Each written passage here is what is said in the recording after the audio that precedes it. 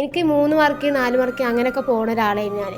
കാരണം തലേന്ന് ഇരുന്നിട്ട് പഠിക്കുക, അല്ലെങ്കിൽ ഒരാഴ്ച മുമ്പ് എടുത്തുങ്ങാണ്ട് മറിക്കുക. ഞാൻ എക്സാമിന് പൊതുവേ അങ്ങനെ ചെയ്യുന്ന ഒരാളാണ്.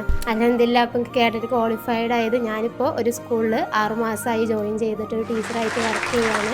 ഞാൻ PG പഠിക്കുന്ന സമയത്താണ് ജോയിൻ ചെയ്തത്. ലാസ്റ്റ് ഒരു മെയ് ഫസ്റ്റിലായപ്പോഴാണ് ജോയിൻ ചെയ്തത്. അതുവരെ എനിക്ക് പഠിക്കണം, കേട്ടിട്ട് വാങ്ങണം എന്നൊക്കെ ചിന്ത ഉണ്ടാവും. പക്ഷേ ഇതുവരെ ഞാൻ മെനക്കെട്ട് ഒരു 5 കൊല്ലം TTC കഴിഞ്ഞിട്ട് 5 കൊല്ലമായി.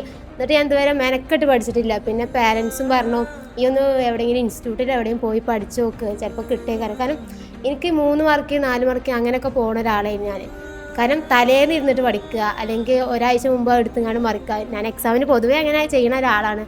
അപ്പോൾ ഞാൻ എന്നാൽ എയ്സിലൊന്ന് പോയി. എയ്സ് ഒരു പോപ്പുലർ എല്ലായിടത്തും മെയിനായിട്ട് ഉള്ള ഇൻസ്റ്റിറ്റ്യൂട്ട് ആയതുകൊണ്ട് ഞാൻ എയ്സിൽ ചേരാമെന്ന് പറഞ്ഞു. ഇവിടെ വന്നു, കാര്യങ്ങളൊക്കെ അന്വേഷിച്ചു, ജോയിൻ ചെയ്തു.